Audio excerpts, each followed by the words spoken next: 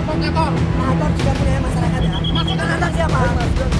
Bupati Pati Sudewo bikin geger warga Pati. Ya, warga geger karena adanya kebijakan kenaikan pajak bumi dan bangunan perdesaan dan perkotaan atau PBBP 2 hingga 250% di tahun 2025. Dengan lantang, warga menolak kebijakan karena dianggap memberatkan. Tidak hanya itu, warga Pati juga menghimpun donasi untuk biaya logistik unjuk rasa. Tanggapan saya memberatkan rakyat, Mas. Itu tidak sesuai dengan janji-janji Sudewo waktu kampanye. Tidak akan menaikkan pajak. Jadi bagaimana Pak dengan kenaikan pajak ini? Ya, Harapannya warga?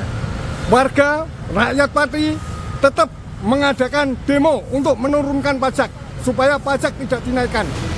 Masifnya penolakan berujung melunaknya Bupati Sudewo dalam menerapkan kebijakan menaikkan pajak bumi bangunan hingga 250%. Sudewo juga meminta maaf karena dianggap menantang warganya. Saya minta maaf yang sebesar-besarnya atas pernyataan saya. 5.000 silahkan, 50.000 masa silahkan. Saya tidak menantang rakyat. Kenaikan sebesar 250% itu tidak semuanya. Itu hanya maksimal 250% itu maksudnya. Jadi yang di bawah 100%, di bawah 50% jauh lebih banyak. Namun demikian kalau ada yang menuntut supaya yang sampai 250% itu diturunkan, akan saya tinjau ulang.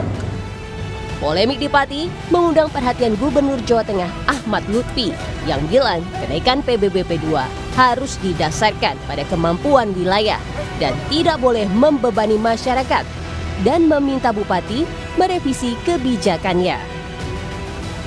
Kenaikan PBB harus didasarkan kepada kemampuan wilayah. Ya. Dan yang terakhir, kenaikan PBB tidak boleh membebani masyarakat. Hal inilah yang kita jadikan masukan untuk Pemda Pati untuk mengambil kebijakan. Saya yakin bahwa kenaikan ini adalah merupakan hal yang mungkin bagi pemerintah Pati, hal yang wajar, tetapi masyarakat belum bisa menerima karena apa? Ini sangat membebani masyarakat. Oleh karena itu, sudah saya sarankan segera untuk diambil kebijakan untuk direvisi kembali. Sebelumnya, kenaikan PBB dikeluarkan Bupati Pati dengan dalih untuk meningkatkan pendapatan asli daerah Pati. Protes warga Pati dan peringatan dari Gubernur Jawa Tengah akhirnya berujung pada pembatalan kebijakan kontroversial ini. Tim Liputan, Kompas TV.